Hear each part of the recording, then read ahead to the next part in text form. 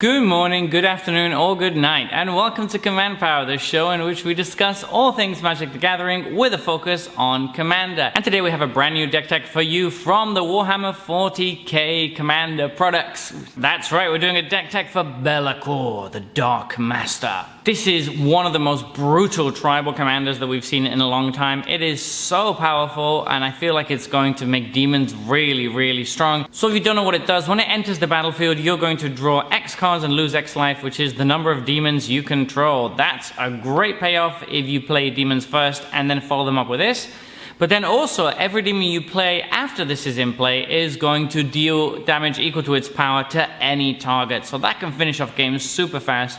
You can also control the board with that trigger by removing problem creatures. It's just a really strong pair of abilities on what is already a good card as a 6/5 flyer for 6. This is one of the most straightforward commanders in a long time. We're just going to build Demon Tribal, of course. So without further ado, let's get started. And we're starting with Abyssal Persecutor. We love cheap demons in this deck with high power, and this is one of them. The downside is negligible. There's so many ways to kill this in our deck. We can even kill it with a trigger from a different demon by hitting it for 6. So yeah, you don't need to worry about the downside of not being able to win the game. This is never going to be a problem. Next is Archfiend of Depravity. Now this is a really solid one. It's going to let us control the board against our opponents, particularly opponents that are going wide and playing a lot of small creatures. They can only have 2 creatures in play at any time, so this is going to be really good in this deck. Baylor is going to bring a lot of nasty stuff for our opponents. It's going to do different things for each player, but all 3 triggers are really solid, and we love to see that. Blood Crusher of Khorne is a demon that's going to give trample to all of our other creatures. Not much to say, just great in this deck. Bloodgift Demon is going to ensure that we keep the cards flowing, because even though Be'lakor has a great card draw ability, it's nice to have a couple more in the deck. Bloodland Pretender is going to grow really big, but crucially it's a cheap demon that can come down early so that Be'lakor can draw some cards when he hits the battlefield. Bloodthirst is going to be really good in this deck. It's going to hit all players for 6 damage, which is really solid, and just bring a bunch of damage to the board. Bothersome Quasit is a cheap demon, which again is good because we want to have some down early, and it can goad our opponent's creatures whenever we play a non-creature spell.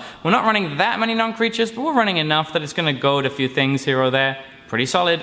Chaos Defiler is a really nice one. It's going to deal with 2 things at random, once when it enters and once when it dies amongst the permanents that our opponents control, so that's really great. Defiler of Flesh is going to be fantastic in this deck. It's going to give +1/+1 and menace to a creature whenever we cast a black permanent spell, but crucially it's also going to make all of our demons cheaper as long as we pay 2 life. We're pretty okay with that. Defiler of Souls is going to make each player sacrifice a monocolored permanent at the beginning of their upkeep. Now this is a little bit of a downside. It does hurt us a little bit, but we have a bunch of things that have death triggers, and we have stuff that we want to sacrifice, and it's fine as long as it's hurting our opponents more than us. But I can see myself cutting this one if it doesn't perform as well as I think it might. Doom Whisperer is a huge body for the cost, and it gives us a really nice card filtering ability on top of that. Very solid. Dream Devourer is going to be really good in this deck. It's going to come down early, which is great again for Be'lakor, and then it's going to help us foretell some of our cards so we can spread out the mana and make it a little bit easier to cast our stuff since we are a very top heavy deck.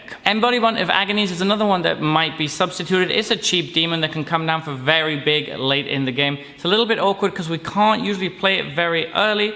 That being said, I still think it's a good enough card that it's probably worth playing. Great Unclean One is super awesome. We're a deck that's interested in doing a lot of damage to our opponents, and it curves so nicely into Be'lakor. If we play this on turn 5 and they lose 2 life and they all have fewer life than us, then we're going to create that many 1/3 demon tokens. Then when Be'lakor comes down, it's going to see all of those tokens and it's going to draw a card for each of them. That's really sweet. Gyruda Doom of Death is super good for getting an extra body on the board when it comes into play. It's going to reanimate something from a graveyard. Herald of Slaanesh is one of the best cards in the deck. It's super cheap. It's going to give all our demons haste and make them all cost 2 less. This is an absolutely amazing demon payoff card. Heralds of Tzeentch is a nice one. It's a 3/3 flyer, but it's also going to cascade into some other stuff. Hidetsugu Devouring Chaos is going to deal a bunch of damage with the ability because our deck is fairly high costed, and it's also going to give us a little bit of card advantage, and in a pinch we can sacrifice stuff to scry. We really need to. Immerstum Raider is a very cheap demon, which is nice, and it's going to let us filter and sculpt our hand a little bit better. We have a couple of cards that interact with the graveyard too,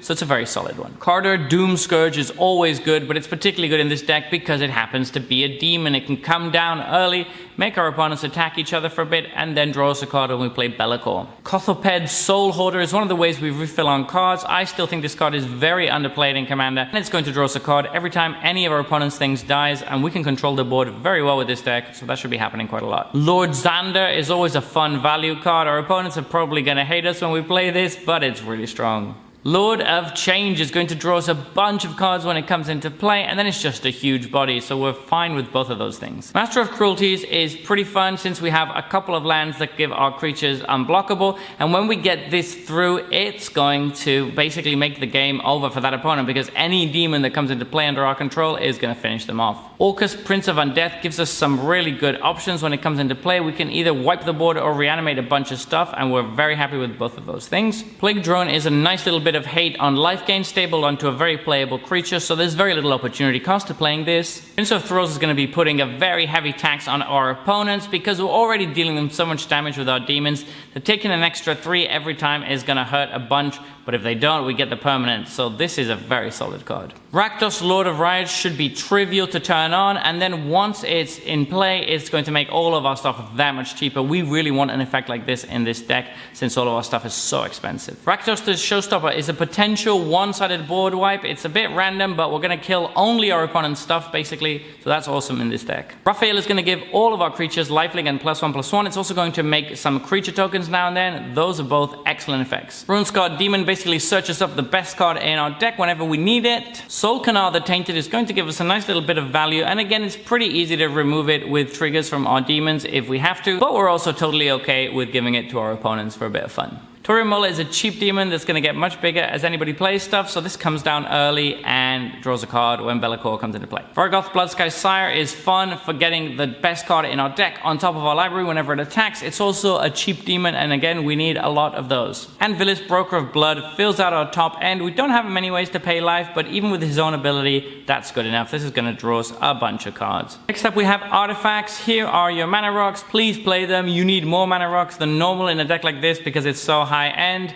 so yes, don't skip on these. Ontu's Monument is going to be great for padding our life total a little bit and hitting our opponents for a little bit more, whilst also making almost all of our cards cheaper. It's fantastic in this deck. Herald's Horn is going to make our demons cheaper to cast, and it's also going to give us a little bit of card advantage, so that's nice. And Whip of Erebos is going to provide a nice little bit of recursion that's also going to trigger our Bellicor, whilst also giving us a lifelink for all of our team, which is really, really good to keep us alive in the late game. For sorceries, we have a very lonely Blasphemous Act and nothing else. It's great for removing the board. For instance, we have Bedevil, which is a great piece of removal that catches a bunch of different card types. Big Score is good for drawing us some cards and providing a nice little bit of ramp as well, which is nice. If we big score on turn 4, we're guaranteed to hit Bellicor on turn 5. Chaos Warp and Wild Magic Surge are nice little pieces of catch or removal. Ghostly Flicker is going to let us trigger Bellicor again if we need to draw a bunch of cards. We can also just do it with 2 of the demons if we want to suddenly hit somebody for a bunch of extra damage again. Kill, Maim, Burn is very flavorful. It's going to deal damage to our opponents, and it's going to deal with 2 permanents. I think that's pretty good. Terminate gives us a nice little piece of creature removal. And then we're moving on to enchantments, which is my favorite part for this deck, because we get to play 3 of my favorite enchantments, starting with Kindred Discovery. This is going to draw us a card for every demon we play, or every demon that attacks our opponents. That's a lot of cards. We also have Liliana's Contract, which is a very good card draw spell just by itself,